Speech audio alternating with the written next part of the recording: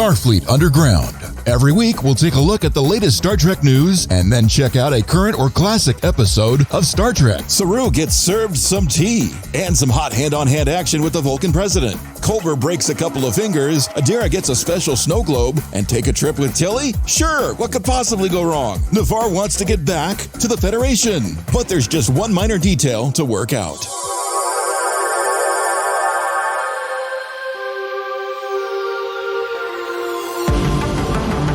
Seriously? Now, how come you couldn't explain that to me before, but when you said that she wind up going to Sto'Vo'Kor, I thought she died. She's not dead. Okay. Thanks, Doc. All right. At least I know. Okay. Whew. That's a relief. Oh, my God. I would have freaked so hard if we lost our science officer. Oh, the light's on. Okay, cool. Good day, everybody, and welcome to another exciting episode of Starfleet Underground. My name is Nathan Adams. I'm captain of this wonderful vessel. We have a full crew complement today. However, I had a frightening moment a little while ago because it was reported to me that our science officer went to Sto'Vo'Kor, and I really thought that meant that she died in battle defending her cooking or defending her honor. But I was informed that Sto'Vo'Kor is a Klingon punk rock band? Death metal. So I'm going to let her explain it possible. Heather? Hi, I'm Heather Ferris. I'm the science officer. I'm not dead. What happened to your voice? What happened to your voice? Oh my goodness. My voice is dead. I'm not dead. You need to drink some fluids. I was. I can't help it if... God. Dude, I can't help it if I love punk rock. You must have screamed your lungs out. Yeah, it was thrash metal and punk rock. It was fantastic. Oh my God, that's why I see all the trails of spikes and stuff leading to your quarters. I was, what the hell was that? Well, I was really tired when I got back, so I just started undressing on the way to my quarters. You were also drunk on the way back, weren't you? Yeah, but you know. That explains the makeup smears on the walls. You must have bounced off the walls on the way to your cabin. I had a lot of fun. There were a couple on the ceiling. How'd you make that happen? She was pumped. Bouncing. She was so high. Well, I hope you feel better. I'll get the emergency hologram and see if they can do something for your throat. Thank you. Speaking about somebody who uses the emergency medical hologram all the time for other things, is our computer person, my number one. I am Patrick. I'm number one. I'm the computer guy and the foreign species liaison. And I sounded like Heather last week. Yeah, but yours was for another reason.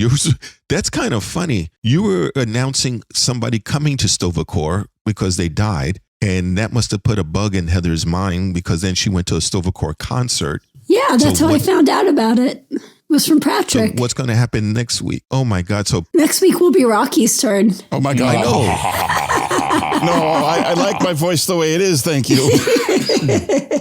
Wait, did you just cough, Rocky? It's already happening? I don't know what you're talking about, sir. Oh, this is our chief engineer who may or may not have his voice next week. I was set outside a little bit for putting the Christmas lights on the starship in the middle of space, but I was wearing a spacesuit. He's got a Klingon dork in his throat. Did you use the spacesuit last week? Yeah, I did. I didn't put it in the wash machine. I'm sorry. You didn't sterilize the spacesuit when you were finished using it? I didn't go through the decontamination. Normally, I would be okay with this, but I don't know. This is kind of bad. I'm worried, sir. Wow. Space whale dorks in his throat. I just learned the real meaning of the word dork. Isn't it fantastic? I love it. I had no idea that all these years later, I've learned the meaning of the word dork. And my mother's been saying the word dork ever since I was a little kid. And now I know what the meaning of the word dork is. Yep. Explain it to our guests. For those of you at home, it means a whale penis. Yes. Yep. Say it again. Yep. For those of you at home, it means a whale penis. I thought you meant to say dork. And that's my cue to tell you if you're under the age of 18, you're not supposed to be listening to us, or else you cannot get these educational little tidbits until you go back and listen on your 18th birthday, which means all of our listenership should go up by 1 for all these little rug runners that are sneaking and try to listen. On the 18th, have a Starfleet Underground marathon and listen to all the stuff since we've been started. And now, since we've gotten that part out of the way, there is something. Oh, yes, Dot, thank you. This show is being brought to you by Section 31, as well as all of our wonderful Patreon people. In fact, one of our Patreon people and Starfleet Underground listeners found us at the convention, and they received their prize. Ooh. So thank you very much for those of you who listen. Oh my God, you guys, awesome. You guys need to tell us about this convention because some historic shit went down and you haven't talked about it yet. I want to hear. There's a lot of good stuff that's happened. One of the things which I will have to say is that both Patrick and I had the distinct honor of being Nichelle Nichols' honor guard. So we were able to collect her from her shuttle, escort her to the event, and then went back. And at the end of the event, my number one had the honor of actually helping her in her wheelchair to get out there and to get back to her vehicle. So there's actually videos of him behind the wheelchair, as well as it was a very nice event to be able to see all the love that she has. There's also going to be pictures of Patrick on the bridge with her, as well as myself. So it's going to be quite nice. Some of it might have already hit the social media, but I'll let Patrick tell you his experience because he was as giddy as a schoolgirl. Yeah,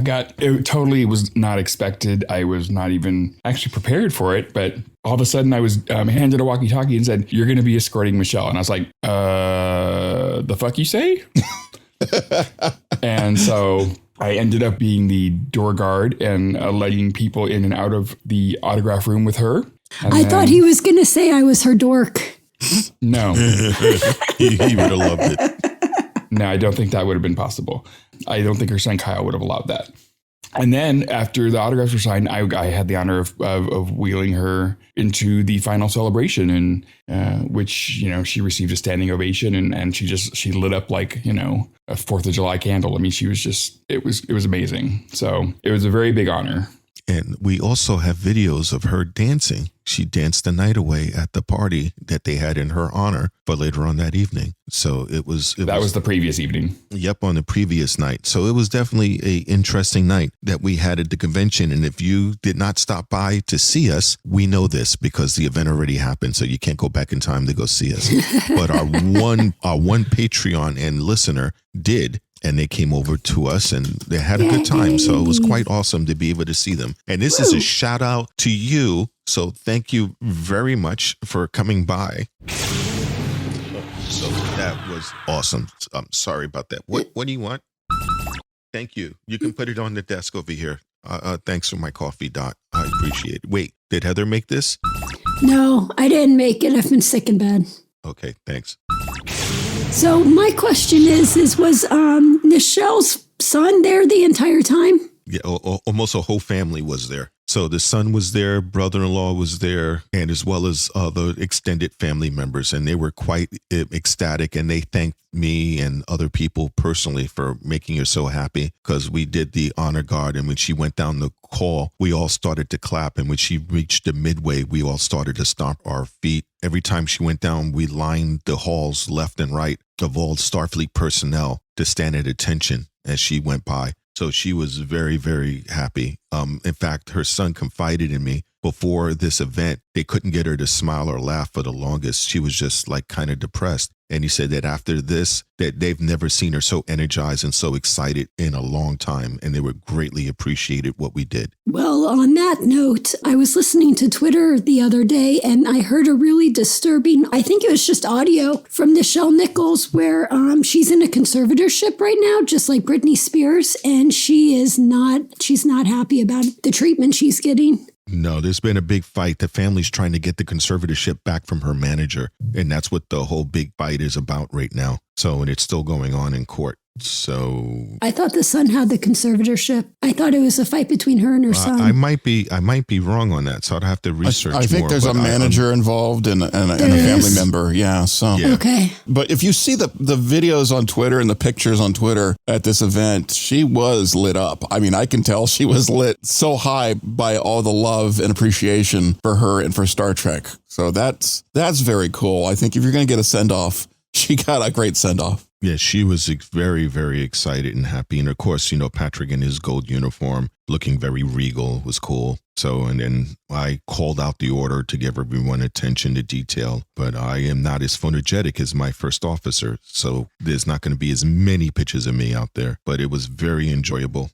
And it was nice to see. And it is an honor to be a part of her last convention, because this is it. She's not doing it anymore now. There is no more. So if you missed it, I'm sorry. You can live vicariously through all the tweets and pictures that are out there. But yeah, but it was nice. That's the news on that. The other thing we can go into before we dive into that is any corrections of the... Oh, I have a correction for those of you that wondered which one of our listeners that showed up. It was Lana. And if you want to follow her on Instagram, she's Nerdy Girl Fitness 1701. I say again, Nerdy Girl Fitness 1701. So give her a follow. She's got a lot of stuff on there. Oh, she's worthwhile following just because of the cosplay she does. I love her cosplay. She does a lot of cosplay. And her husband, you probably have seen, he does Hawkman. He's in the Guinness Book of World Records for having the largest mechanical wings ever made. So they were verified. So he's a verified. I mean, it's not the size of the wings that counts, but apparently he's got big ones anyway.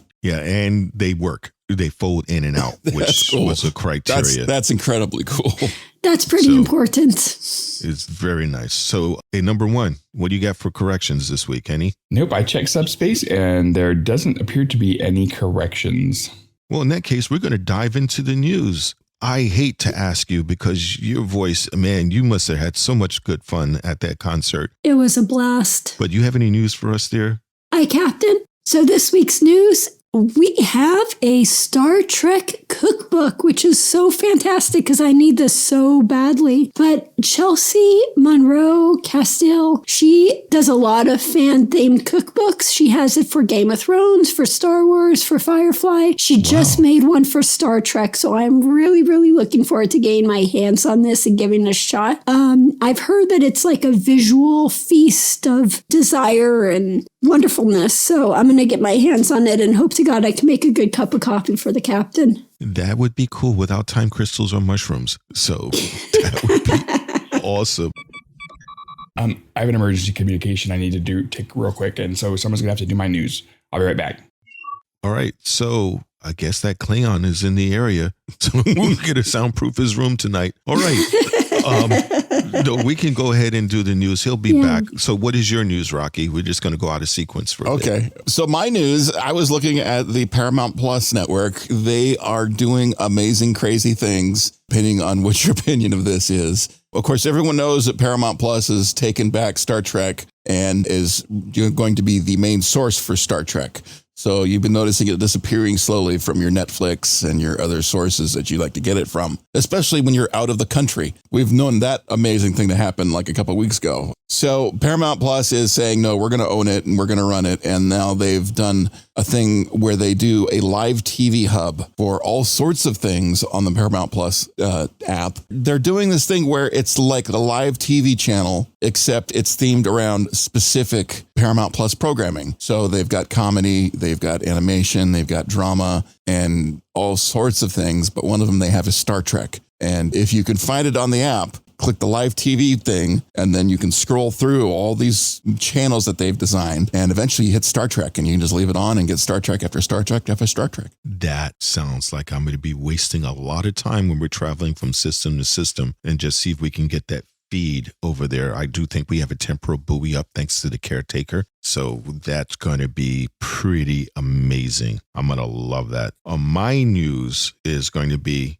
Paramount Plus. Not only are they doing their live broadcasting and everything, they're going to be expanding to South Korea in 2022. Because Viacom CBS has just partnered with JCENM, whatever that means. It's their TV streaming service across South Korea. So they're going to be doing that. They're Dragon Studios, and they're going to have co-produced English language scripted series based on the titles for the exhibition for Paramount Plus. So they're going to co-finance a movie for streaming as well as the distribution in Korea. And if you've been watching Netflix and everything recently, a lot of Korean drama is beginning a lot of high praise, such as Squid Games, Hellbound, The Train to Busan. They're really stepping up on a lot of these things. They make quality stuff, and we just haven't seen it yet because nobody's made the English translation for us. So, or they put it out on the accessible places. So it's cool to see that the one world we are is coming together through entertainment. Now, if you really want to see a good one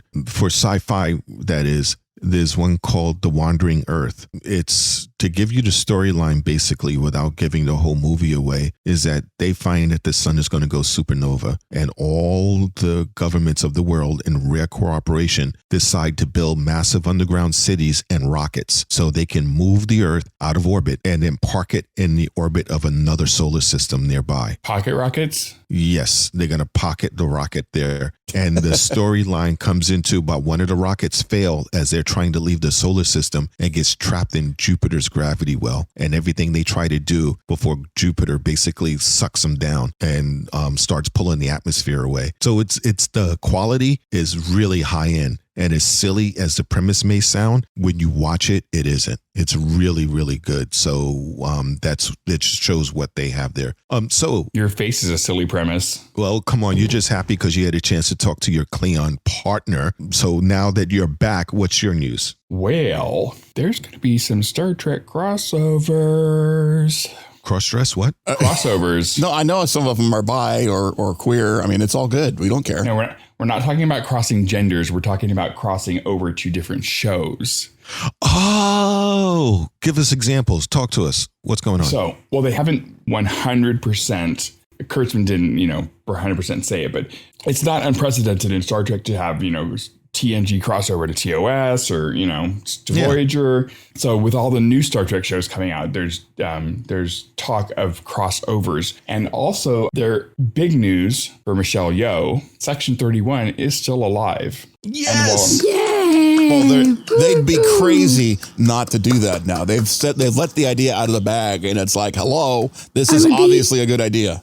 Yeah, I would be so upset if they didn't show that. You think Heather sounds upset now? You should hear her if they said no to that idea. Seriously. Kurtzman said we're in a very exciting place. I can't tell you anything yet, but it is very much still alive. Well, that makes me happy. When you said crossover, the first thing I thought of is I want a Doctor Who Star Trek crossover. Well, that would be cool. Wouldn't they that actually be have so that. fun? They really? do have that. Yeah, Where? there's a How do I comic book. see it? Comic books. It's a comic it's book. a comic book. In the comic book, That they have works. Doctor Who makes an appearance on the Enterprise. Yay! So, which is really cool with Picard. So it's really a fun read. Oh, I gotta check it out. I would love to see Tilly hang out with Doctor Who. Oh, we got to Yes. talk about this week's Yes. episode. Oh my God, what a friggin' ride this was. I loved it.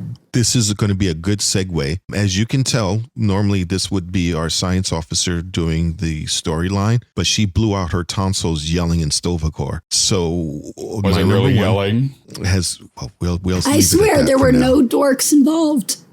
So At least not in your throat.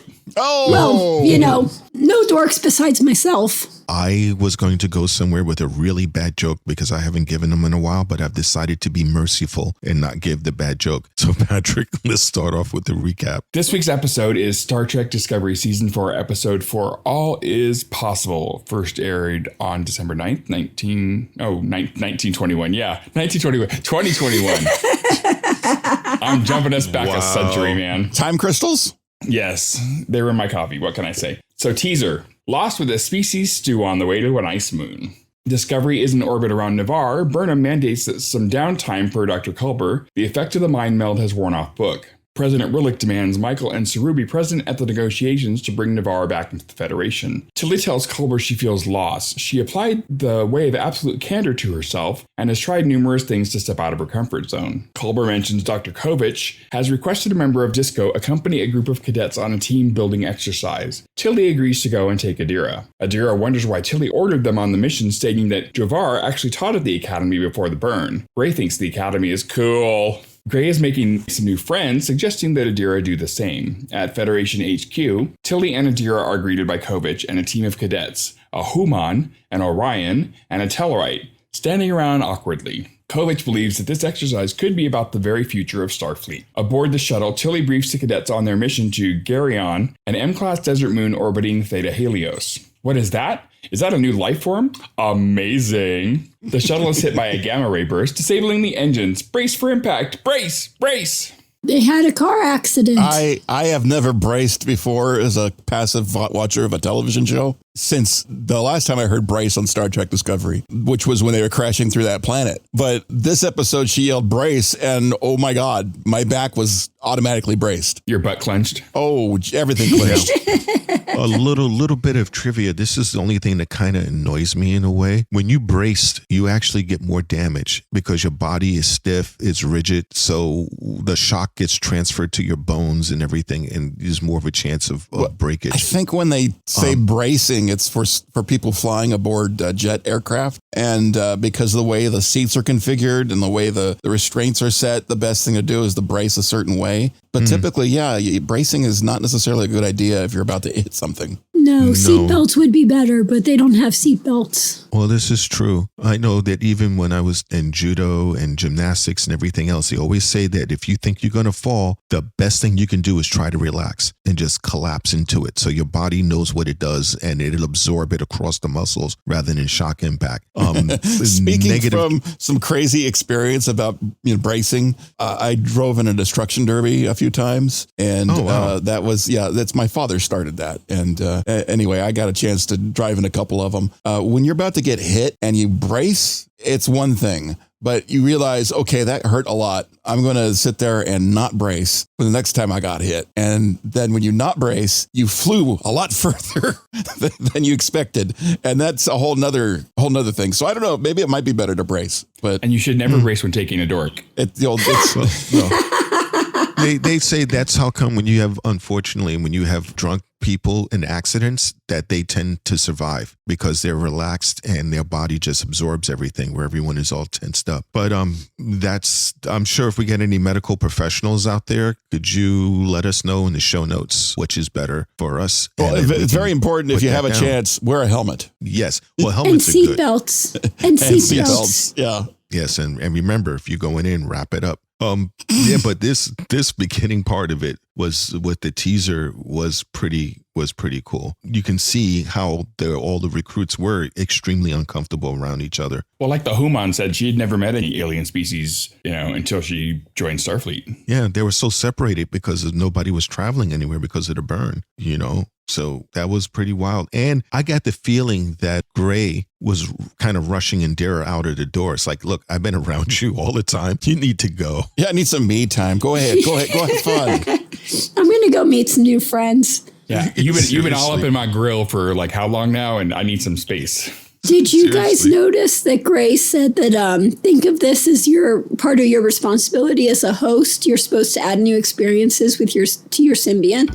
So that means Adira still has the worm inside of him. I was wondering about that because I'm very confused on where the symbiote is right now. I think it's in Adira. Told you. So I think it's in Adira. So you think it's in Adira and the consciousness of Gray was the only thing that transferred. I'm confused on that whole aspect of it because I'm like, how does it? But somebody's going to have to come over and explain it to me in plain Starfleet standard. They would physically have to move the symbiote to Gray. Well, that's what I thought would happen. I thought they said they were enjoined, but I'm very confused on the issue. Right. There were several references in this episode where it referred to the fact that Adira still had the symbiont inside of them. But I thought that the whole idea of having the symbiote in the human was not the best way to put the symbiote. Maybe it's better to put the symbiote in the new synth body, but I'm confused. But if you remember, if we're going to go back into the search for Spock, when it's discovered that Spock gave his Ka to Bones, they were able to transfer his essence into the new Spock that was like on that planet. Okay, yeah, that was a Vulcan thing, though. I'm confused on that. This is kind of like a Vulcan thing in a way because she had Gray's Ka basically and transferred over to the symbiote. I mean, not the symbiote, the column. Yeah. So the only thing that transferred was Gray's soul, not the actual worm. Correct. Isn't it called a Katra? Katra. The Katras. Thank you. The Katra. That's what sounded weird. Thank you and this is what it's like to have a live correction on the air. Thank you so much. So that actually is a good thing. So that's probably what happened. And if I remember correctly from the other shows, it's a lot more complicated to move the symbiote. So Okay. That's probably why they didn't do it. Well, I mean, it's complicated to move a consciousness too. I mean, it's all true. crazy sci-fi to me. So either way, it's complicated. yeah. I hope they didn't give us a little bit more on this because I'm still a little confused. Well, speaking of worms, I thought it was really interesting that Admiral Vance was sick with a Maladanian stomach worm. And I'm like, well, when we were at Cork's bar, I told him not to drink that tequila, but he insisted on drinking the tequila with the worm. I really freaked out when I saw he drained the bottle. Yes. It was on the bottom and he slammed it on the counter. It's like, where the fuck did the worm go? Yep, And worm he and all. smiled. A Starfleet admiral is always going to be very good at downing alcohol. I don't care which admiral. Yeah, he did. He did. The look on Heather's face was worth it, though. She was like in pure shock. Yeah. She's like, I wasn't shock and expecting disgust. it. No. But yeah, the beginning part of this was really interesting. Also to see how the Navarre, they're trying to finagle a way to have an out. And I can't blame them really because Starfleet back then screwed them over. Or did I skip ahead? Yeah, that's next section, I think. But this section, they were talking about how they were told to go participate, but, and this is quote, participate, remain silent and look official, nothing more. Which is so perfect because those are the two things Michael is famous for consistently breaking. Those two rules. It's show up and shut the fuck up. Yep. It's like, you're inviting Michael. You're not going to get that. You know that. You're window dressing. You're window dressing. Yep. Yeah, that was just like, okay, do they realize who they're sending? Yeah. But I really loved the real talk that happened between Tilly and Culber. They were doing their psychological stuff. And Yes. that That was happening. The way of absolute candor. And I love that. She used absolute candor on herself.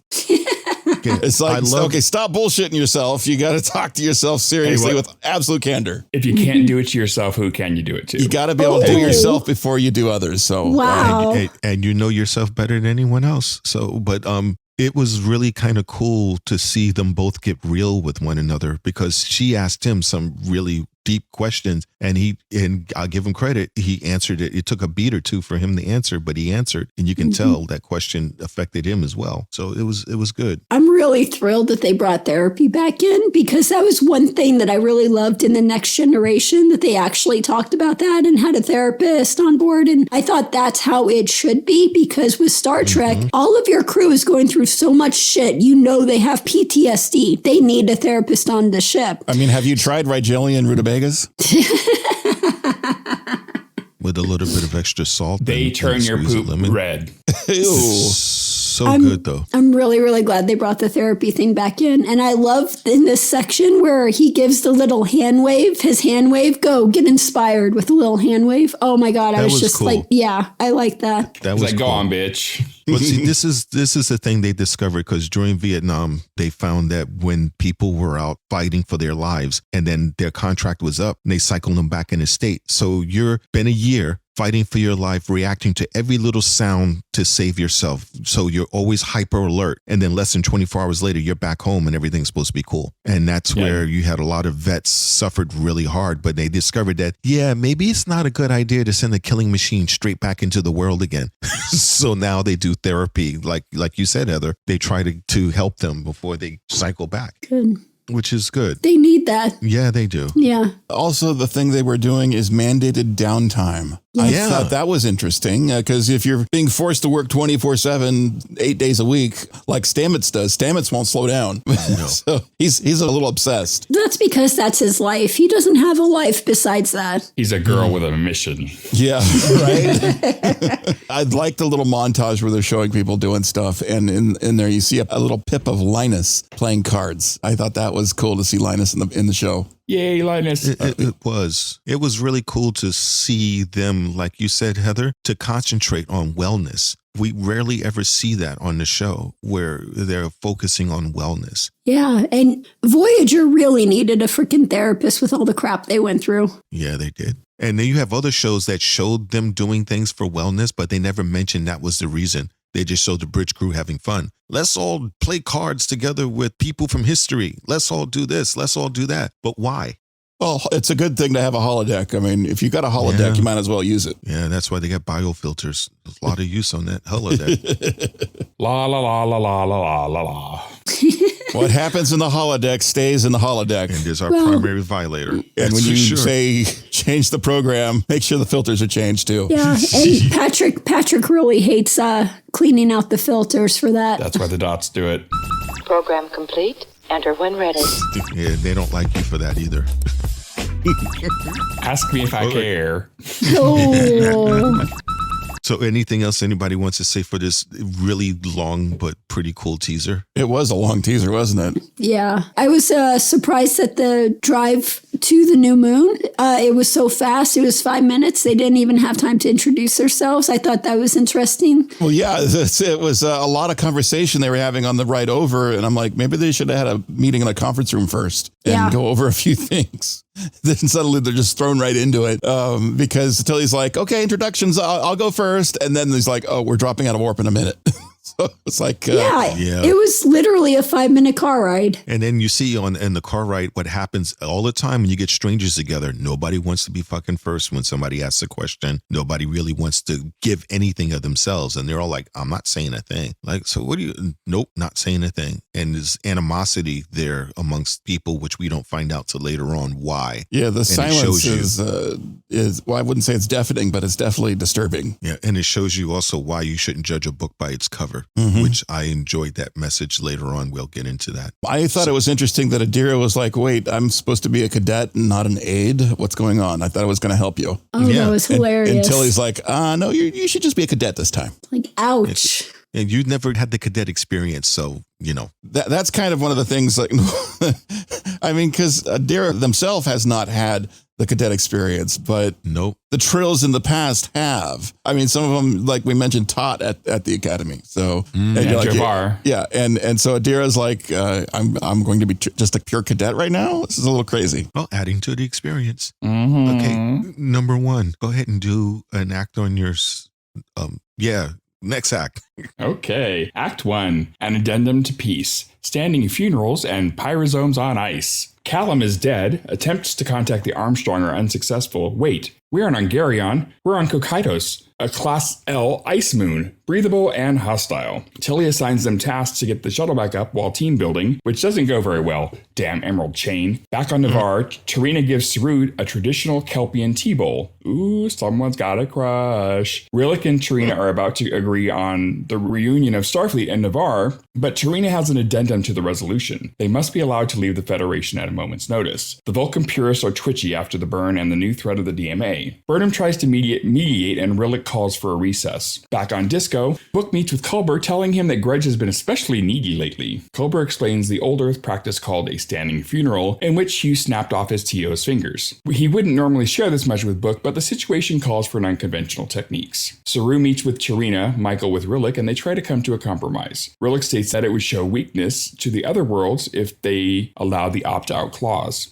Michael and Saru both believe the respective presidents want them to find a solution. Back in Kokaitos, Gorev gets the life support back up. Adira points out that panicking won't help. They get the sensors back up and detect thousands of lifeforms right outside the shuttle. Just then, a giant creature slaps against the viewport. Did you guys notice that, so Kokaitos, the ice moon, do you know what that is? What? What is it? Okay, it's a river leading into Hades. It's one of the 5 rivers. It flows into the river Acheron, on the other side of which leads to Hades. And there are 5 different rivers that surround Hades. Well, that explains why it's a Class L. Yeah, you wouldn't name Disneyland a Class L. No.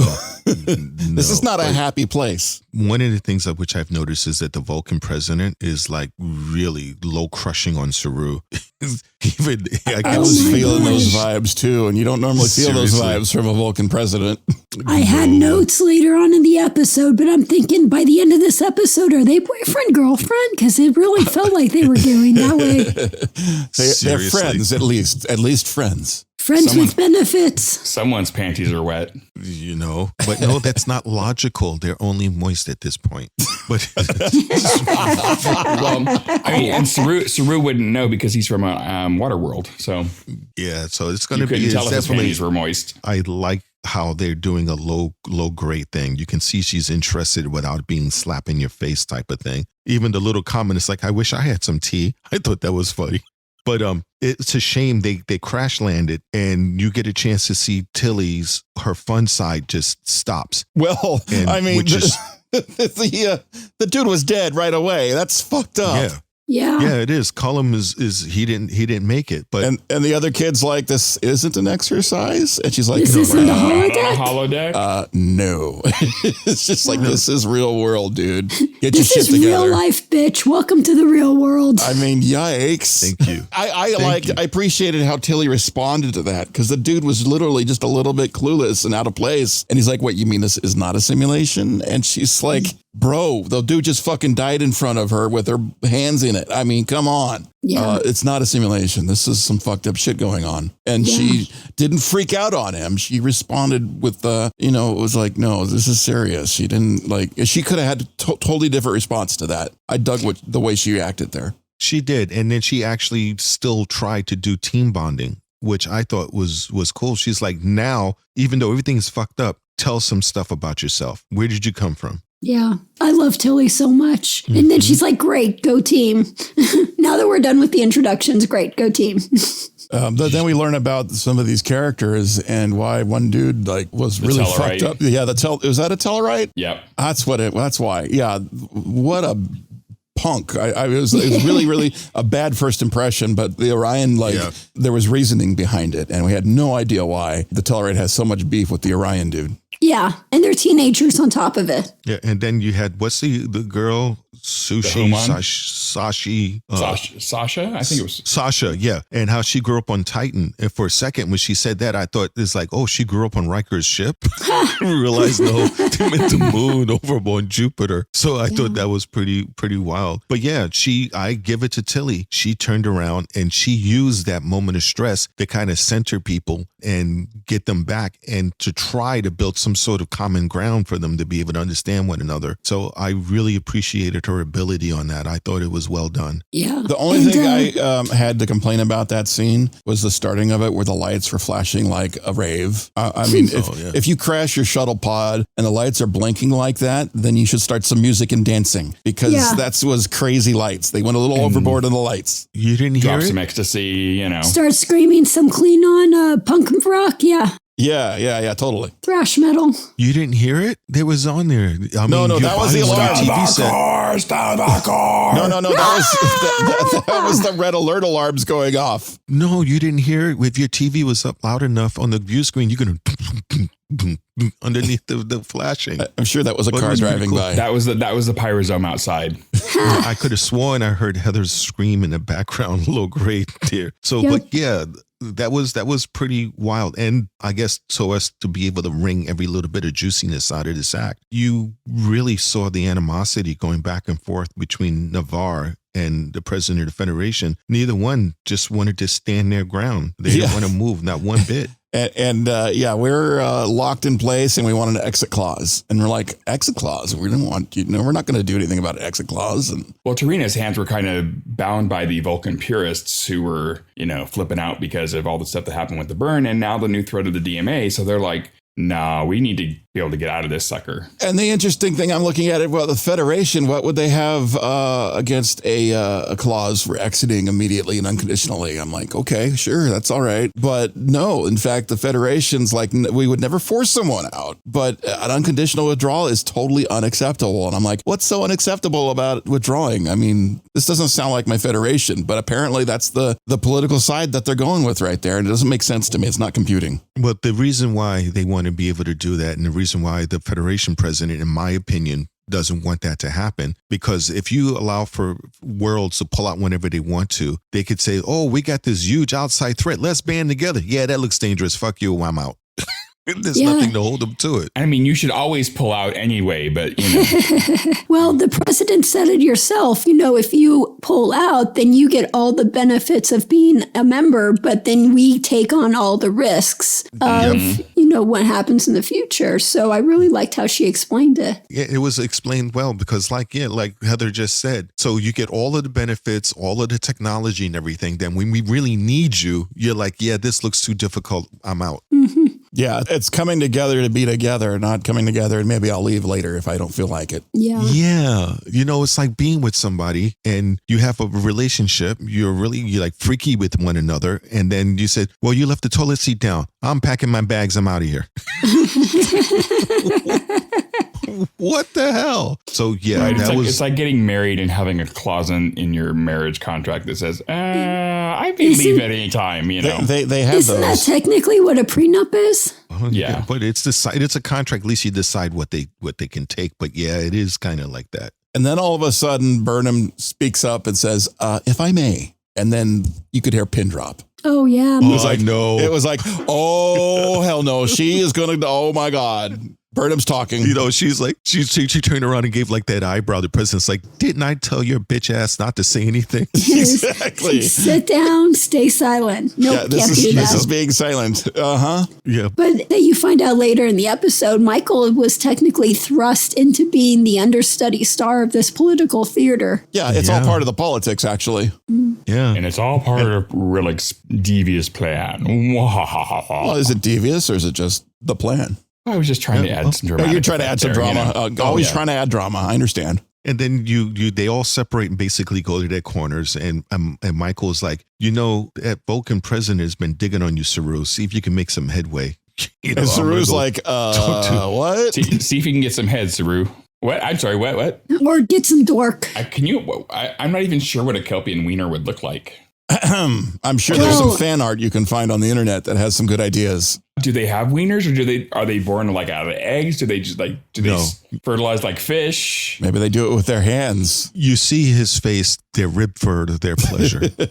If he has horse hooves, then does that mean he has a horse penis? I think the proper term is horse cock. Oh, okay. Horse cock. Sorry. And it might be prehensile. He might be able to do tricks with it, like grab a beer can with it or move around inside. Well, now I know why the Mirror Universe used them as slaves. Oh. Yeah, that was probably really interesting. Snap. Snaking around in there. Okay, and this is why we're not for children. What about, we should be talking about the conversation between Culber and Book. Oh, yeah, okay. And what's been happening with Grudge lately. Next section. No, that's this section. Yeah. Sorry. Yeah, you're not the one who did the recap this week, so you can't say next section. Nah. All right, so we're definitely getting off of Saru's member, and we're going to talk about Grudge. So go ahead. Well, Grudge we're going to talk about Grudge's member? Grudge has been especially needy lately. And Book hasn't been sleeping. Oh my God. So what's up with Grudge? And what has this got to do with the funeral that they had a poker table pose? And Hugh snapping off his Tio's fingers. I mean, come on now. But that was funny. If you think about it. When you can find humor in a situation as serious as that, it's like, it's the only thing you can do is find humor in it. Yeah. You have to be able to laugh at a situation in order to help remove this thing and to be able to deal with it. Humor is a great way of doing it. Mm-hmm. But imagine this whole family event. Everyone is somber and you're fixing it up. And so, holy shit, I just broke Tia's finger. What the After fuck? all your medical training, you figured out how to reattach it surgically, and then you snap off another one. It's like, so yeah, that Did we lose Heather? No, I'm here. Okay. She's there. I was like, it was suddenly quiet, and I was like, what the hell happened? Well, being a dealer, a dealer instructor, I think Heather has opinions on people snapping their fingers with poker card poses. Yeah, it doesn't typically happen on the table. Oh, man. Well, I mean, unless he's trying to cheat or something. Oh. Snap. So with this section and everything, I thought it was sort of, I don't know, isn't it kind of disturbing to set up a dead body in like a pose? Different cultures. Some people do different things. That's disturbing to me, but I could appreciate the entertainment value. We set dead people in poses all the time when we put them in a coffin and set them up for viewing. So, I mean, that's a pose. Technically, that's accurate. Yeah, that's accurate. I find that disturbing too, actually. I find it disturbing that they burn them and make ashes out of them. But that's true. Yeah, but there's also a culture that every 7 years they dig up the body and they change the burial shroud and they party with it. What? And they party with the bodies and they then put it back in the ground and wait another 7 years. Some areas they actually take the skull and they dress it up, give it the things it likes, and they party with that. So there's all kinds of different cultures the way they treat the dead on that. So it's really interesting. I've heard of that. I don't know who does that, but I've heard of that. Yeah, so it's definitely interesting on that. I like the fact that Michael goes to the Federation president and says, look, I think that this is something that they want, but there's another reason underlying here. And I thought at first that she was going to like bitch Michael out, but she didn't. I'm wondering what the underlying reason is, because something, it doesn't quite compute. I mean, the whole idea of compromise and projecting weakness because of it. I mean, like, does that really project weakness? I think compromise is a strong thing. Yeah, but some people's like they dig in. That's what's bothering me about this is I'm like, well, okay, so if Navarre wants to be able to have an escape clause, I mean, if it's warranted, I don't see any problems with it. I don't see how it would negatively. I mean, you guys are saying, yeah, then everyone's going to do it and no one's going to team up with the Federation. It's like you got to be all or nothing. And I was like, well, yeah, no, you got to at least be most of all or nothing. But I don't see an escape clause. This whole thing is bothering me. And there's no escape clause. But like what the president was telling Michael before, this isn't the first time Navarre has like left Starfleet, you know. So if they want to leave the Federation, they've proven that they can leave the Federation. They've already left the Federation. You're saying, okay, you've proven you could leave it. Let's prove you can stay with it. No, I'm saying there's no need for an escape clause because you can leave the Federation. They prove that you can leave the Federation. There's no need for an escape clause. You know what? I find that accurate too. I mean, they don't have to have a clause to escape from the Federation. It's like, we can still shut our doors on your ass. We just won't. But they want an official thing saying it's okay. And that's kind of weird. Yeah.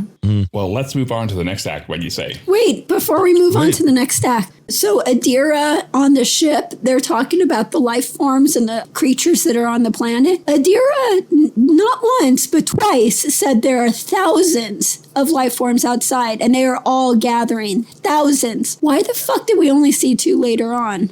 There's some smaller ones. Because the creature is made up of all these different individual life forms. Oh, so those two big creatures were like 1 million life forms in one? Yes. They're all gathering together. And actually that comes up in the next section. Oh, okay. I missed that. They were, that's why when you saw their tonsils slap.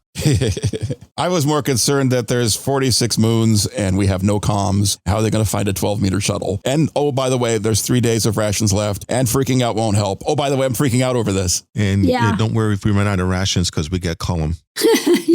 Oh, dude. Jesus. And next section. Oh, my God. Next section. Okay, Act 2. Frequency, Shmequancy. All together or not... I just had a Heather. Frequency, Shmequancy. All together or not at all. Meditative techniques and spider lightning. Adira brings up a tricorder and identifies the lifeform as a Tuscadian pyrosome, a colony species made up of thousands of interconnected zooid life forms, mostly preying on bioluminescent crustaceans, tracking them via electromagnetic signatures. Tilly realizes it's the same signature as the Starfleet equipment. Holy cow, we're the lunch bell. They shut down their equipment and the attack stops. Tilly suggests they all head up to the nearby ridge where they could get a signal to the Armstrong. Nobody thinks this is a good idea. Tilly firmly tells them they do it together or not at all. On Disco, Book expresses his frustration at what he deems a sad attempt to replicate the Quay Thalam Quay, a Quajon healing ritual. He thinks Culber is using the programmable matter as a cheap trick which can't be a substitute for his homeworld. Culber agrees it will never be the same. Book doesn't know how long he can endure the pain. A long-ass time, Culber says. Back on Navarre, Saru approaches T'Rina to see if they can reach a compromise. T'Rina asks, is trust in another's commitment to a shared goal enough despite the scars of history?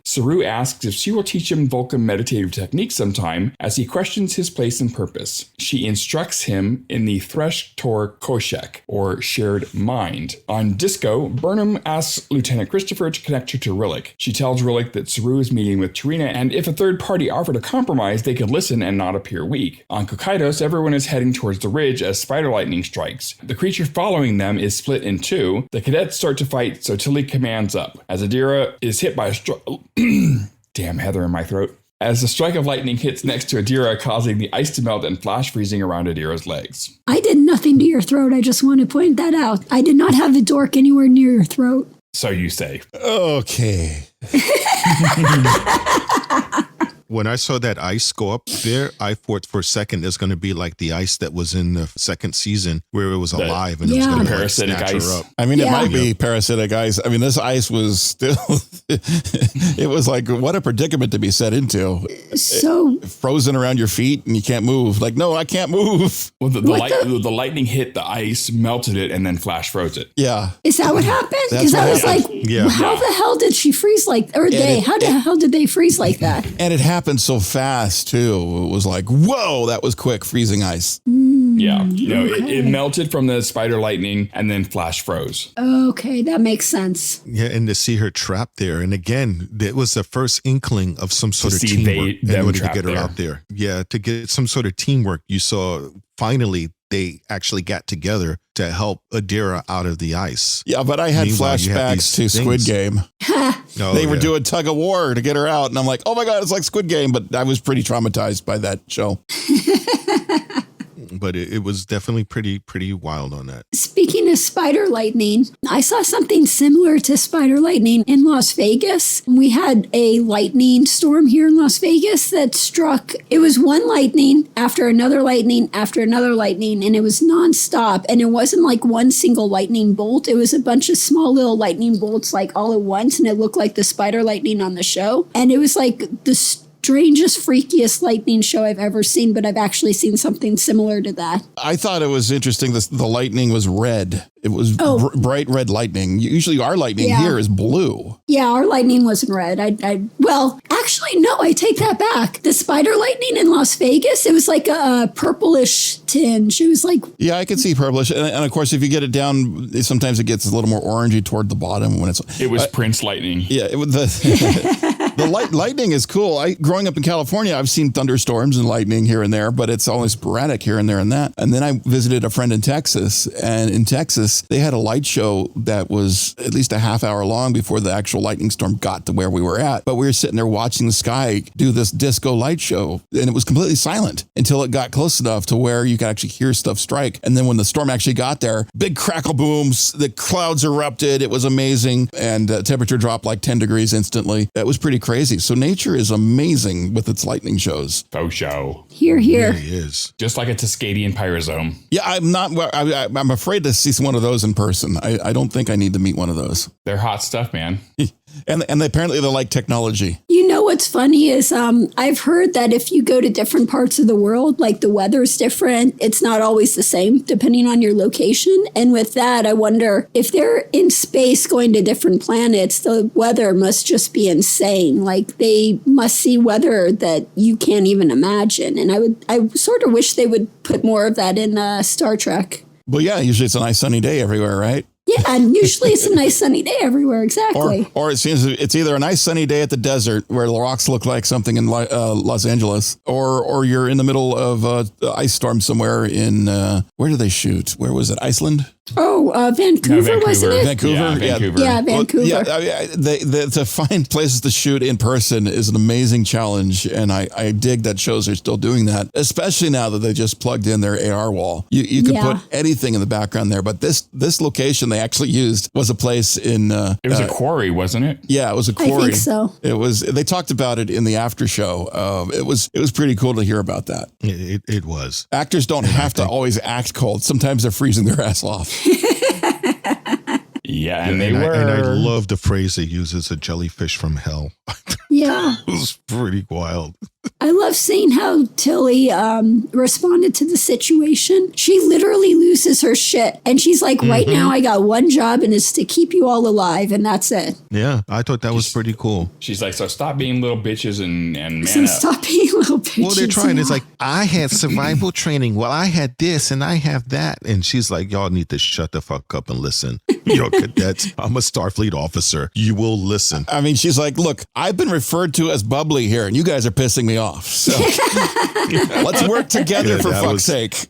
That was funny. Now, that was really funny that I really got a kick out of. However, to go back a little bit, I thought it was kind of interesting that you had Culber was getting Booker to use basically like a bonsai tree to be able to, well, it's not a bonsai tree per se. Well, yeah, to create a find bonsai new tree. meditation. That's an interesting way to Isn't look it at it, though. It is kind of like a bonsai tree. It's like an act of meditating through doing an activity. It was a sand mandala, and they actually use sand mandalas as a form of meditation in the Eastern countries. I can't remember if it's India in particular or a different country. But yeah, it's a similar, because bonsai tree is from Japan. And I think this was more Indian type of a cultural reference with the sand mandalas. Well, it's just like when you rake sand, it's meditative. Yeah. I've never seen anybody at the beach with a rake. I'm sorry. Yeah, they're usually not at the beach when they do it. It's like a Zen garden. Yeah. They do it early in the morning.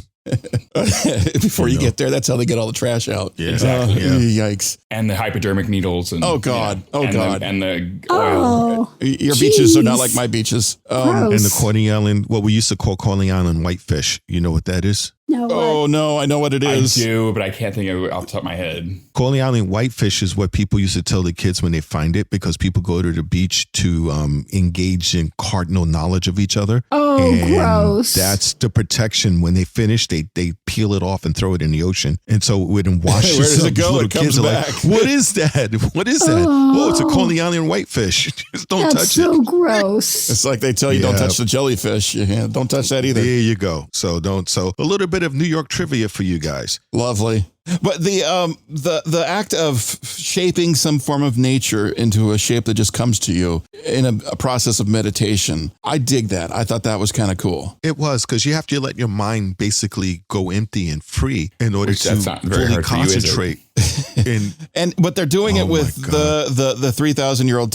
What are they in the year 3000? What is it? Yeah, they're using that technology, the 3D printed, the programmable matter. That's what I'm looking for. They're using the programmable matter to do it. I thought that was a cool use of the technology. It was. I really enjoyed that fact. And to see Booker was just like, I'm not doing this shit. And then after a while, it's like, It actually is kind of relaxing, isn't it? this is pretty cool. But no, it doesn't tie back to the earth that he comes from. It doesn't tie back to his world. No. So it's not an entirely this. I mean, when you the planet would literally help heal you. You get sands from the bed of a river, and you ask the forest for its blessing, and it's a whole. You get into the world. He can't do that. Yeah. That's the most frustrating part of it. Is he can't do that part of it. Sure, Yeah, you can throw some programmable sand around, but it's not the same. Yeah, the sand they used was from the Mamiksha River and asking the tall forest for their blessing in the great storms of Nalamkwai. Somebody took better notes than I did. Well, that was my job.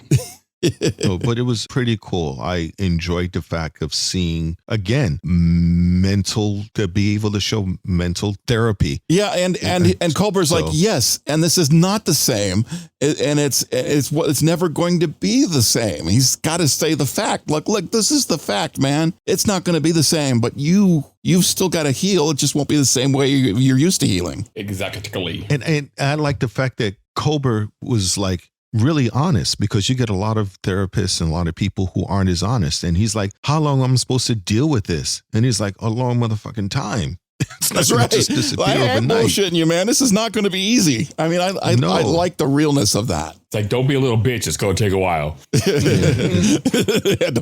he should have said, he's like, yo, don't be a bitch, man.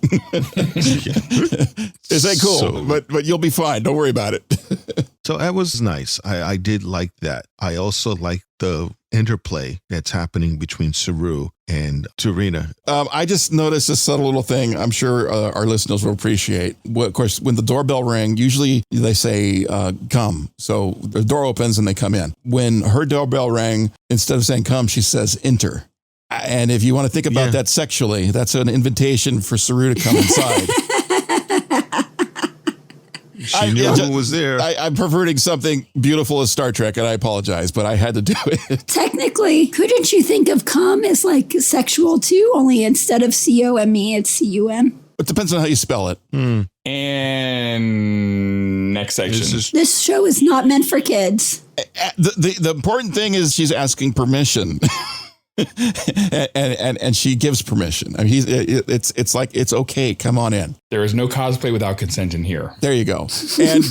And she asked, are you coming in as a friend or as a representative of the Federation? And he's like, no, I'm here as a friend. And then she does a little wave with a hand and her floor turns into a bunch of seats to sit in. I thought that was really cool. She didn't have to say, Alexa, change the room to some seats. It was just, she just waved her hand and it happened. I thought that was cool that the Vulcan technology knew what to do. She had a Google Glass on. Something. I thought that was pretty cool. And then they start talking about trust. And trust is a journey. That's what I wrote down. Yeah, I like that conversation they had. Well, it is. I mean, you don't implicitly trust somebody. I mean, they have to earn that trust. And they also had to deal with isolationism. Isolationism. Thank you. Isolationism. That's what I said. The Vulcans, the Vulcan purists were like, no, we need to isolate and stick to ourselves. And there's a logical framework we need to follow. And logically, we should have an exit closure. And that's where they put the foot down. And it's interesting that they're still referred to as Vulcans when the planet is no longer Vulcan, it's Navarre. So are they Navarians or are they still Vulcans? I mean, I think there's a mix of people there. And some people are saying, no, we're going to do it this way. And other people are like, no, we're doing it the new style. And there's two styles of people clashing on Navarre. Isn't that what happened with the Vulcans and the Romulans? Well, that's what happened originally, and they spread off, and then they came back and they got together. But now, because of all this time away from the burn, this is what's happened to this world. There's two separate thoughts. There's people that get along together and they make decisions together, and there's other people that, I guess there's these Vulcan purists that want it just the one way, and they're not budging. Go into the next section. Yeah. The other thing I was looking at, she asked Saru to sit down and learn about meditation, and they did the hands out and close your eyes and no peeking. Oh, Saru was peeking. What's up with that? That was cute.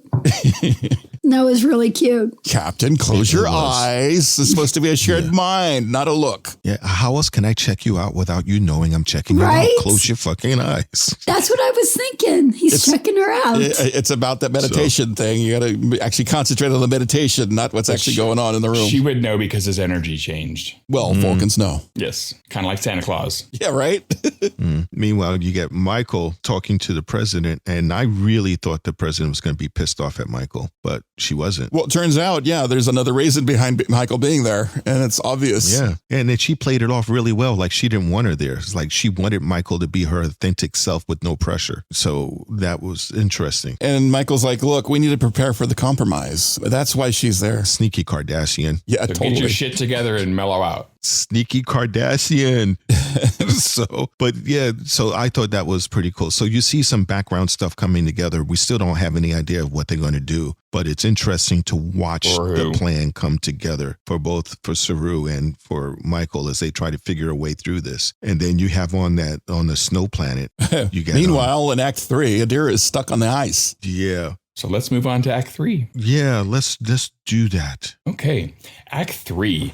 Don't judge an Orion by his skin color. Sworn enemies can work together and rescued in the nick of time. The cadets use a bandage roll to free Adira. Gorov believes he shouldn't have to rely on an Orion after what his family endured. Adira reveals that Haral's father is Basharat Haral, who pushed for the slave emancipation and that they should fight the Emerald Chain at every chance. On Navarre, the parties meet again. Saru references his own history with the Baul and how Kaminar is now better for their coming together, and how Romulans and Vulcans overcame their millennia of distrust. Michael points out that Rillick is Human, Bajoran, and Cardassian, and how Cardassia once waged war against Bajoran Earth, and now all three are at peace. Burnham explains that in Starfleet, disputes between high-ranking officers are settled by a committee, whose sole purpose is to provide objectivity and help both sides find a resolution. She proposes a similar body independent of Federation leadership to conduct regular reviews of all member worlds. She volunteers to be the bridge for them as she is a member of Starfleet and trained in the Vulcan logic. Back on the Ice Moon, they reach the ridge but need 60 seconds to contact the Armstrong. 60 seconds? That's enough time for that creature to eat us. Tilly diverts the creature away from the cadets. The whole thing that she gave, I think Michael volunteering herself was an elegant solution because she is basically has her foot in both worlds. And I could see where that can be easily accepted because she is part of Starfleet. But like she said, she was also raised on Vulcan. Yeah. So that gives her perspective to see both sides. Yeah, I like that she has the unique perspective and to be the one person to say, hey, I've been there and I've been there. I know it from both sides. Let me come at it from my angle. I've got both point of views to from both consider. Sides now. Yeah, so that was cool. I don't seriously think that they'd let just the one person become the entire, committee with everybody. I think they need a few more people involved. You have to wonder if they thought of this initially when they were creating Michael's character, that she needed to be from Vulcan and part of Starfleet so that she could eventually be the bridge. That's possible. It's an interesting, it feels like it fits together just a little bit too easily, but I'm going to allow it because it does kind of work. I just think they should need a few more people involved in this independent committee aside from Burnham. Yeah, well, I agree. they're supposed to have more. They're supposed to have more, I think, to be able to join up. I wasn't sure if Saru said he was going to be a part of it. I don't recall, but it was definitely interesting because you can't have a committee of one. So right. Exactly. I think they need to get a couple more people involved to say, okay, no, right.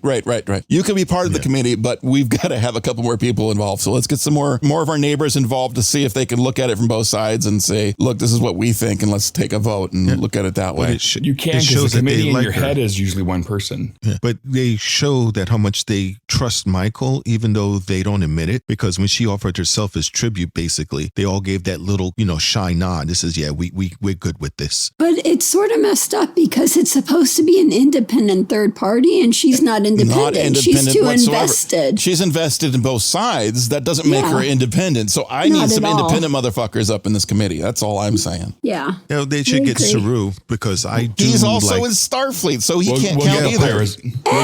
We'll get the Pyrosome to be he's on the committee. The president's boyfriend. He's not independent. That's unofficial. That's not yet. Yeah, but I like that they are inviting in other people to say, okay, well, we can work with this. I'm okay with that. I think that solves their problem of needing the escape clause so badly. I think they need a little bit more than just Burnham to be involved in this. I agree. Well, she's like, we definitely need Saru because look at those fingers. Oh. He's got some fingers. But it was definitely interesting on that. And okay, so she brought up all their histories together, which made perfect logical sense. So I thought that was pretty cool. But you also get to the point where they run and they start revealing the backstory. Well, Adira, because she's got the trail to say, hey, did you know this guy's dad was like a big rebel against the chain, and you had the Tellarite. Yeah, Adira would know that. Yeah, and the Tellarite was like, holy shit, I was so wrong about you. That's the thing. And they bring up the common ground. Tilly says, look, we can be on common ground, but you've got to talk to each other. Yeah. I think this part of the whole aspect of communication and hearing the someone say, I hear you. I hear where you're coming from. They literally can hear where he's coming from because that Tellarite had no fucking clue. That Tellarite was judging the book by the cover, and that's not the way you judge. It's not the way to form an opinion. You may have initial thoughts about something that way, but you cannot form your entire opinion on the book of the cover. You've got to get inside. Sadly, most people do, though. Yeah, but I love how they brought it up in this episode, like the two opposing factors, and then Tilly discovering, helping them discover the common ground. And it's like And who got it up?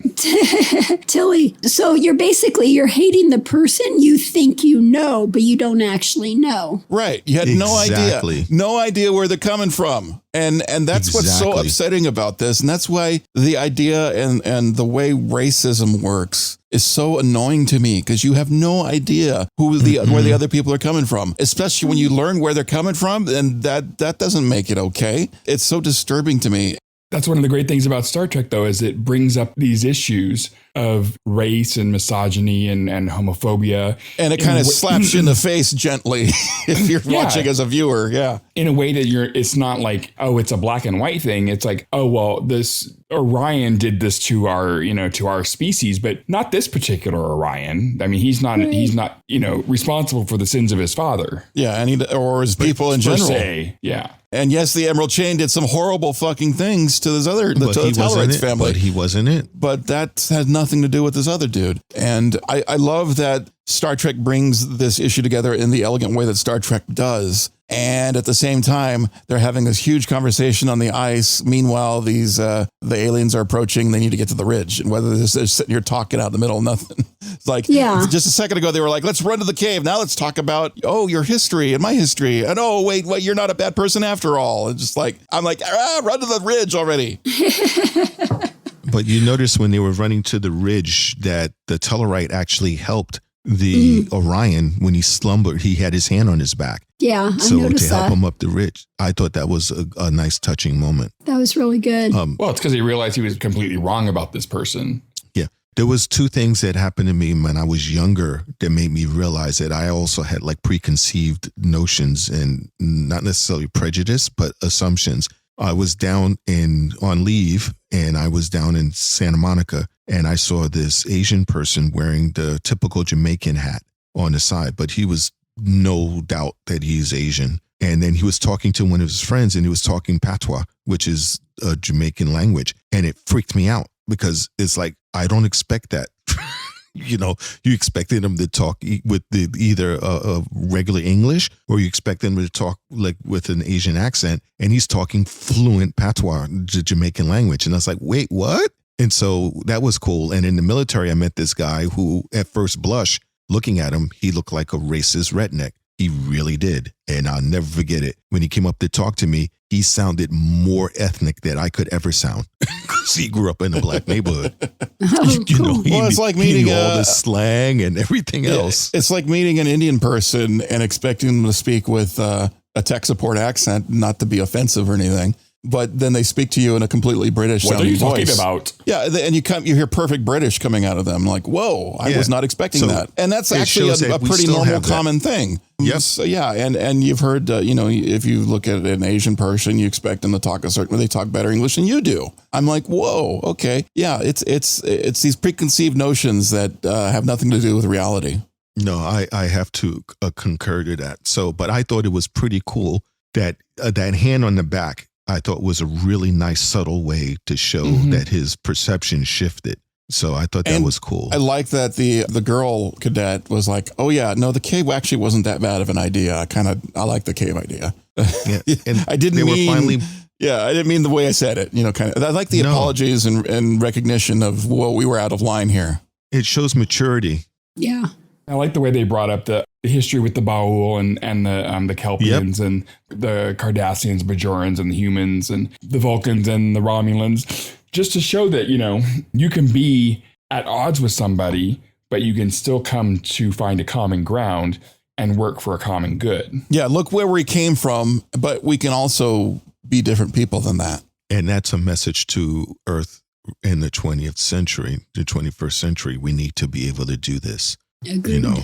And then when they finally get there and Adira was saying that, hey, in order for us to be able to do this, is this still this section there, Pat? When Adira suggests that she runs, they run out to be able to get the creature's attention. Actually, I think that was the next section. Yeah. We're basically there though. I take that back, but it was pretty cool to see that, that kumbaya moment for everybody, basically. And then at the end of the kumbaya moment, she's like, okay, are we going to climb this mountain? And they're like, yeah. And she's like, you're in Starfleet now. It's I. It's I.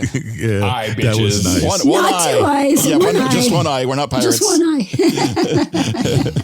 That was pirates cool. are R. Aye.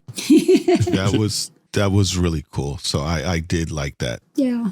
So should we move on to the next act? One quick thing before we move on. At the very end of this act, when Tilly is... Actually, that's the next section. Never mind. Oh, I just got a communication and hold on a second. I'm going to broadcast it because apparently we have somebody listening to our live feed. And I think that's kind of wild. Heather has lost her voice. Well, yeah, stating the obvious. Come on, Kirk. Hey, you know how he is. So, next section. Oh, yeah. I guess we can. Go ahead. Go and get to the next section. Okay, Act 4. Captain Imahara saves the day. Wait, Grant Imahara? Tilly, a teacher at the academy? Justice will be had. I just want to be seen. Tilly goes down into the valley, activates her comms, and the pyrosomes burst out of the ice behind her. It's too close to Tilly. Adira orders the cadets to fire as she begins to signal the Armstrong. As the second pyrosome begins up the ridge, Captain Imahara of the Armstrong responds and transports them all to safety just as the pyrosome reaches Tilly. The Armstrong returns them to HQ. Kovich offers Tilly a teaching position at Starfleet Academy. Adira admits that they were glad they came along and they made friends, and wonders how they can do it without nearly getting eaten by a blob.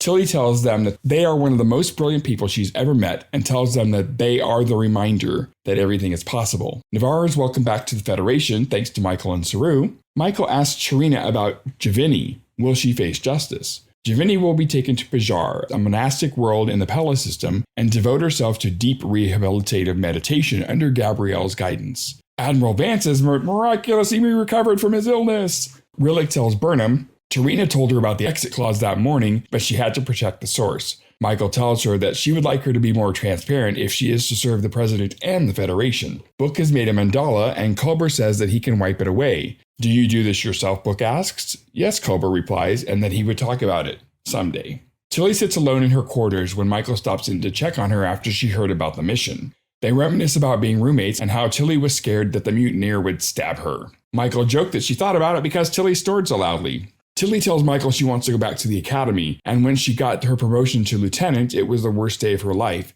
because she wondered if the path that she'd always been on was what she really wanted, or did she really just want to be seen?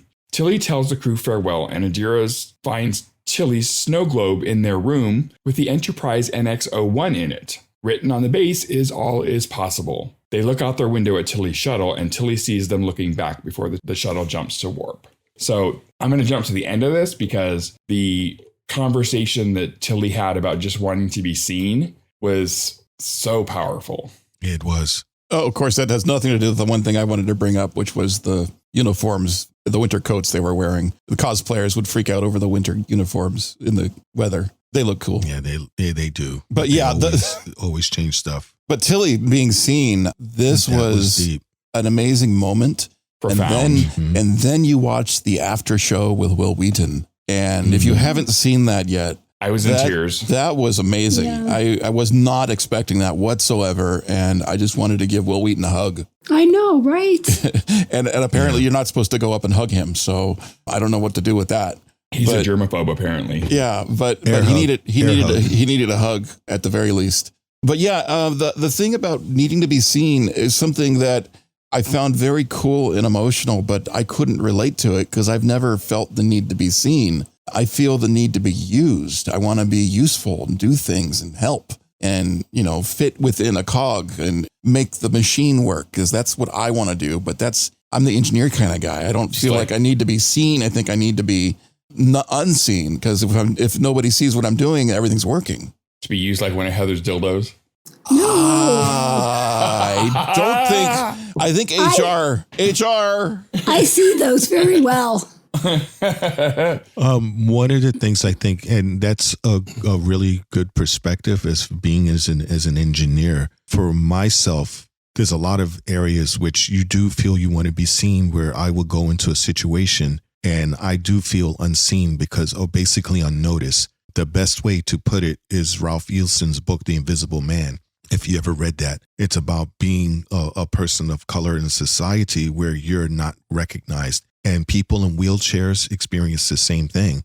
Mm-hmm. They said people tend not to even see them there and they just ignore them. And that's the same thing with the homeless and the same thing with people with physical handicaps. People just don't see them. And sometimes women too, depending on the person. I agree. I want to thank you for bringing that up because now I know exactly what it means to be unseen because I have seen people be unseen like that, like the homeless or in people in wheelchairs. Yeah. Or people who can't help themselves. Yeah, I see that for sure. So that's why that phrase hits so many people so powerfully because dead between the eyes. I just want to be seen. Yeah, I just want to be recognized for who I am and what I am. For the gifts that I bring and offer. Yeah. And more than that, it really is a powerful scene because you have all of these people that can do so much more for everyone, but people just ignore them and what talent and stuff they bring together. And I harken back to the Tomorrow War, where the kid with the volcano, he just wanted to be seen for his knowledge for volcanoes. He was able to bring it up. And it's like, and wow. Finally. It's interesting that Tilly feels this way, because as a watcher of the show, you can't miss Tilly. Tilly is totally seen, right? I mean, you can't miss what she does. She's awesome. She's the most beloved character. But Yeah. you know how she gets around not being seen? She just snores. You can't ignore someone who snores. It's true. There you go. I think That's though true. that her wanting to be seen was her wanting It was to be about her seen by mother. her mother. Yeah, that whole thing. Yeah, and she'll never be seen by her mother this way again. But she can be seen by going to the academy and being seen by the cadets. I think that is a lot more meaningful to her, and I think that's where and why she wants to go the way she's going. Speaking of meaningful, how about the captain of the Armstrong being named Imahara? I did not catch this on the first. I thought that was really cool. I totally caught it the second time watching this, because it went right by me the first time. And when I saw it the second time, I'm like, oh, wow. I wonder if that was, specifically for Grant, or whether that was, just a fluke. It doesn't matter, think because it would have to be. It has to be about him. And this is legendary. Okay, so I think it would have to be. I have no clue what you guys are talking about. Can you explain this? The captain, the voice of the USS Armstrong was Captain Imahara. And Imahara is the name of Grant Imahara from the Mythbusters, the guy who passed away a couple years ago. He was the guy who did a lot of the robotics work. He's the one also he played Sulu on, was it Star Trek? Oh, that's Star right. Trek Continues. Yeah, Star Trek Continues. He was on that. And he's just all around wonderful guy. He's also the guy that constructed the Energizer Bunny, which you see on TV, the actual working robotic one that they had the first time he made that. And I had the good fortune to meet him, and you could not find a more genuine, more pleasant, he's on the same realm as Aaron was. And it was a real shock that he wound up passing away. He was such a nice man. Well loved by so many people, even those that didn't meet him. I never got a chance to meet the guy, but I could love that guy just as much as anyone else, because you could tell what kind of guy he was. He really was. I even have a picture with him, and Anna and I had a picture of him when he came over to where we were on duty one day at the convention. Again, just a really nice. He would even help friends of a friend if they needed to fabricate something. He'd go in his garage and says, "Oh, what, they need help with this? Here you go." So that was such a nice person. But I thought that was a really nice touch that they did that to honor him. So that's cool. That was really cool. And for Tilly, when she said that she knew what she wanted, which was to be a captain, but now in the future, what she wanted to do and where she wanted to go has become unmoored. She has no idea what to do. So I think that was pretty cool. Yeah, because her mom's never going to see the pips on her, Exactly. She's never going to see any of these accomplishments. So who is she doing this for? She's doing it for herself. Is this what she wants? And that was good. It was interesting to see the worst day of her life when she's got those pips. I'm like, that was like, whoa. Yeah. But then she realized the turning point. She realized this isn't the way she wants to go. She thinks there's something else. And that's why she felt so lost, because she knows there's something else. She's realizing her way is not the way that she thought initially she should be going. The realm, the captaincy. I always thought that was kind of strange for her character to want that. I thought it was cute, but I thought girl needs a lot of work. But then you realize as she's matured over the years, and she realizes as she's matured over the years that what she really needs to do and wants to do, and the opportunity comes out, and she goes, "Oh, I can do this." I think that's amazing. This whole section 4 was like, it just turned on the waterworks for me with Tilly, because I cried so many times over so many things. Like I literally, in my notes that I'm looking at, I have like, I cried.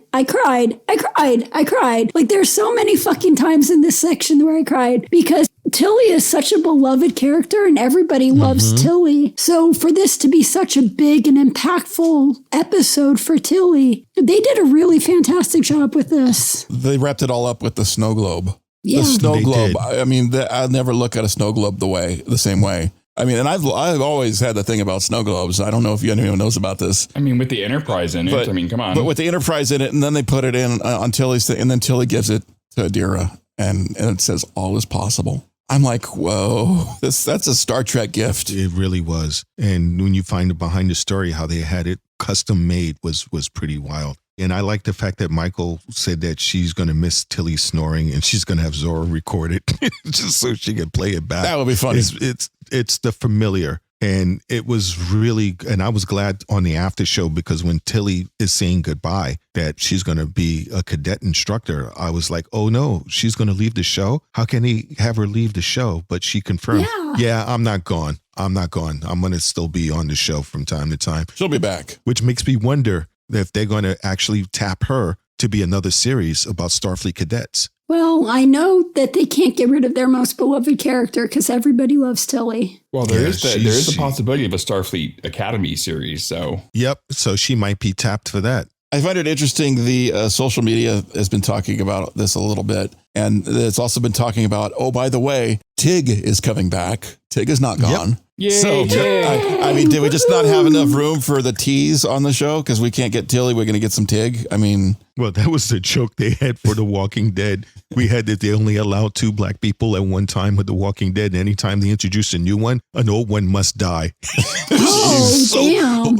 It literally, they had one with the present scene and they had a new black guy was introduced to the cast. And that same episode, the other black guy got eaten by walkers. Oh. It was like, so that was the running joke for the longest. So that was pretty funny. And now you said that with the T. So that made me laugh. But yeah, that was a really good episode. And I enjoyed this episode. And I just love the fact that they concentrated on mental anguish and post-traumatic stress disorder. Me too. I thought that was really cool. Also, I like the fact that we find out that Javini is going to actually be rehabilitated, and it's going to be done by Michael's mother, who it's kind of like a rehabilitated Yep. when she first came into the future. So it's kind of, full circle. So I think that was pretty cool. But in my love for my chief engineer, we're going to start wrapping this up because he's got a lot of work to do in order to make us sound pretty. So we just won't sound pretty. That's all. I don't have to edit the show. No, this is true. Fuck all y'all. I can put it out. I'm the one who uploads it anyway. You guys, if you hear a lot of farts and burps and stuff that happens, you know why, because he didn't remove it. Especially when Patrick does his flatulation. Oh my God, it's like Sons of Thunder. Every time we hear a dot beep, you don't know what sound that's replacing.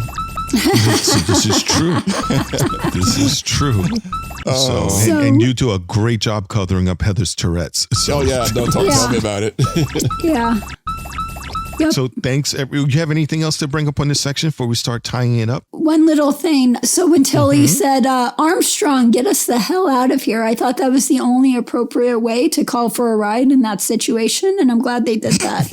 Yeah, that's a serious quick space Uber. Yeah, it is. Get us the hell out of here. Oh my God, I should do that if I ever call for an Uber or Lyft. And wow, the timing, of course, was literally at the last microsecond because Tilly was. Did you see the disappointment in that alien creature that wanted to nab her? You can see it get disappointed that she got beamed out. I'm like, oh damn it! Yeah. It's like, damn it, I was gonna nosh a nice snack. She looks so tasty.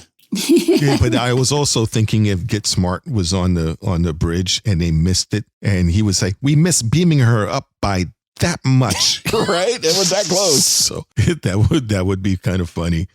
Heather. Yes. I'll let you go first as always. What would you give this on a scale of the Heather scale from 1 to 10? I give this episode a 9 out of 10. I love this episode, and I really like when they focus on one character and to find out more about Tilly and see them, evolve and grow. And they really did that very well in this episode. And it was just a fantastic character episode. But they were able to move the story plot line in a storyline B. So I thought they did a fantastic job, and it was really well done. I agree. And how about you, number one? 8.25. 8.25. And what was your reasoning around the 2.5? Because it wasn't a half. Oh, I heard his brain. Because he didn't want to use fractions. Yeah, I heard his brain. Okay. How about you, dear Chief? What'd you give it? I kind of like the 8.25. I don't want to give it a full-on 9 because it was a Star Trek. It wasn't necessarily the Star Trek I always desire. It wasn't bad. I enjoyed it. I was entertained, and the character stuff was just wonderful.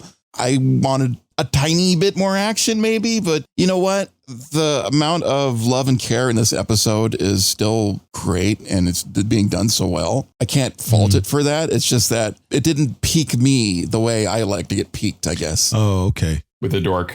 But I'm not saying it's bad. It's good. It's not bad. Oh, I first started off with a blue vein or chubby, and then by the end of the episode, I was a full raging 9 because of the fact that they concentrated on post-traumatic stress disorder. Centimeters. And mental, I wasn't talking about you, and the mental anguish and stuff, which a lot of shows, they tend not to talk about. It's just a behind the scene thing that you rarely ever see. So I enjoyed that. And I enjoyed the fact that they found some sort of compromise for things, even though, like Rocky said, some of it was a little bit of a reach, but it was still nice to see the logics behind it in order to bring everything together. So I did like that. And to see Tilly and the fact that she says, I want to be seen. Yeah, that pushed it into the 9 for me. So I did enjoy it. Patrick, so what is next week's? And don't say you don't know. We do not have a name for it yet.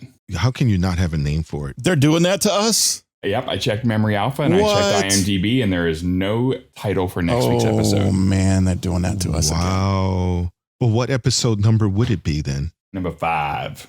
Number 5's alive. Well, episode 47, but season 4, episode 5. So we're halfway through this season. Yep. And 47 is a magical number in the Star Trek world. No, we're not halfway because there's 50. There are 50. I think there's more than 10 this season. Yeah. There's more than 10. There's 13. They gave us more than 10. 13 Yay! episodes. Woohoo! Yeah, there's 13. But 47 is a magic number because most times you watch a show, shields are always down to 47%. 47 shows up a lot. So that's going to be interesting for the next week's episode. It's your IQ too, right? You forgot the 0. It's a few more than 42. But it's really kind of cool. I did enjoy this, and I thought it was nice. Thank you, Captain Kirk, for dropping by and telling us the obvious that we know Heather lost her voice. Thanks for all of our Patreon people who contribute. Can I give a shout out to the editing on the show? Montage when Tilly was hugging was really good. You want to put me in tears, you get me watching Tilly hug people like that, just like, and then you hit me with the snow globe. That was really nice. Oh man. So yeah, you got my teary eyed, even though I'm kind of complaining I wanted more action. I still got a little teary eyed. It was done well. I'm enjoying the process. And so we'll see what's going to happen for next week. I have the emergency medical hologram. I gave him a program for grandma's throat remedy that she used to have. And he should be showing in your quarters in a little while there, Heather. So hopefully you'll be able to drink that down and you'll feel better for next week. Because I'm sure people would love to also hear your dulcet voice. Dulcet. The recap for next week. Dulcet. That's what I said. Thank you.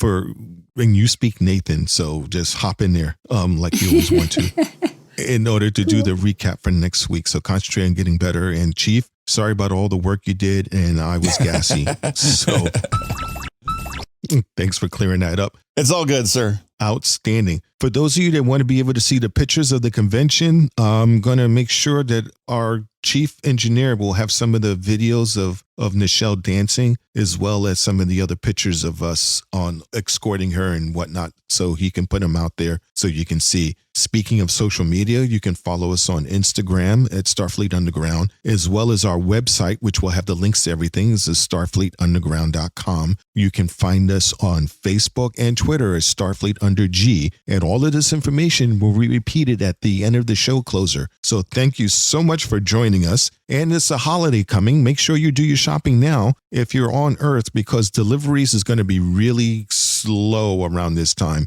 So get your shopping done early and get your packages done out there so you can be ready for the holidays. I'm a size double extra tall.